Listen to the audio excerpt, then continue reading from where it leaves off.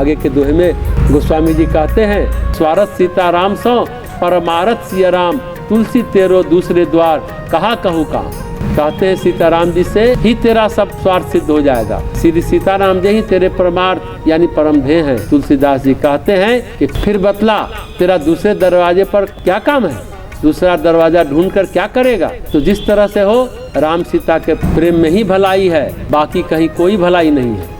अभी तक के दोहों में हमने सुना भगवान भक्ति से रिश्ते हैं, ज्ञानी से प्रसन्न होते हैं, भक्त के लिए भगवान कुछ भी करने के लिए तैयार होते हैं। ज्ञानी जन तत्व की दृष्टि से विचार करते हैं, देखते हैं, योगी चित्त को निर्मल करते हैं। भक्त का सब कुछ जो भी सिद्धि साधन जो कुछ सब सिद्धि से ही हो जाता है। रमन महर्षि से किसी ने बहुत महत्वपूर्ण प्रश्न पूछा, अगर पहाड़ के बराबर कर्म हो तो कैसे क्षीण हो। रमन महर्षि ने कहा, भक्ति से सब क्षीण हो जाता है। भक्ति में लगे रहो, भगवान सब व्यवस्था बनाते हैं, सब असंभव को संभव कर देते हैं। जब जो चीज़ें आती हैं उसके लिए कोई ना कोई विधान, कोई ना कोई तरीका गढ़ देते हैं कि सब हो जाता है। तो भगवान को भक्त की रुचि बड़ी प्रिय है। भक्त को क्या पसंद है उन्हें बड़ा अच्छा लगता है। ऐसे भक्त वत्सल भगवान से कभी अलग नहीं होना चाहिए। कोई लाभ नहीं है अलग होने पर, उनके सन्मुख रहने पर लाभ है। जिसको यह समझ में आ जाता है बाहर की दृष्टि और अंदर की दृष्टि, क्योंकि बाहरी दृष्टि से प्रकृति का तत्व दिखाई देता है और आंतरिक दृष्टि से परम तत्व दिखाई देता है। इस परम तत्व में ही भक्त अहर्निश लगा रहता है। भक्त की अशिष्टता पर भी भगवान बुरा नहीं मानते हैं। भक्ति वो है जो भगवान में गल जाए। सबकी जड़ में है अहम, और अहम गल जाता है तो कर्म राशि भी गल जाती है। भक्ति है तो सब कुछ है, पर हम मूर्ख भक्ति के अलावा सब कुछ करते हैं, संसार में तिक्रम लगाते रहते हैं, अपनी बुद्धि चालाकी में ही दिन रात लगे रहते हैं, पर भक्ति में ऊर्जा नहीं लगाते, समय नहीं लगाते। एक है विद्या माया, एक है अविद्या माया। सामान्य दृष्टि से हम सब कहते हैं अच्छा करना चाहिए, अच्छा सोचना चाहिए।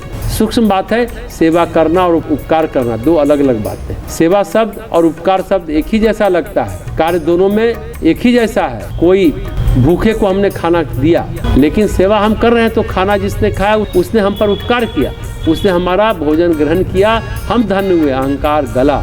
ऐसी अनुभूति होने पर यह है विद्या माया। लेकिन हम ये सोचकर खिला रहे हैं कि देखो वो भूखा मर रहा था, हमने उसको खाना दिया, उस पर उपकार किया, यह है अविद्या माया। कृत्य की दृष्टि से दोनों समान है, एक में अहंकार गला और एक में अहंकार बढ़ा। तो भक्त अहंकार गलाता है, अहंकार बढ़ाता नहीं है। जो आदमी उपकार करता है उसको पुण्य मिलता है, और जो आदमी सेवा करता है उसको बोध मिलता है। दोनों का फल अलग अलग है। एक कांच ले लेता है, एक को हीरा मिलता है। कांच लेने हम दूसरे के दरवाजे क्यों जाएं? सेवा के मित्र, परमार्थ के मित्र तो श्री रघुनाथ जी हैं जो खुद हीरा दे देंगे, ऐसा तुलसीदास जी कहते हैं। आगे कहते हैं, स्वार्थ परमार्थ सकल सुलभ एक ही ओर, द्वार दूसरे दीनता उचित न तुलसी तोर।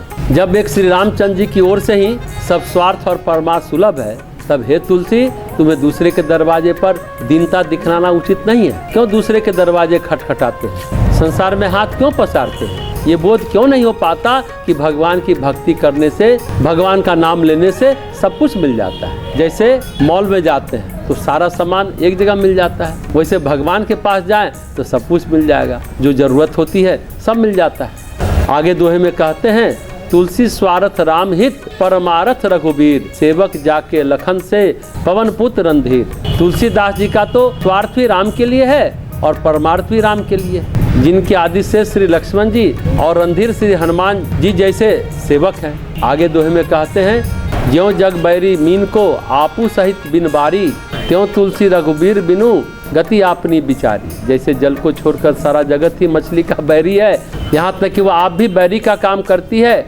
यानी जीव के स्वाद के लिए कांटे में अपना मुंह फंसा लेती है।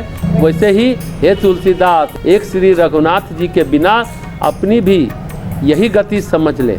अपना ही मन बैरी बनकर तुझे विषयों में फंसा देगा।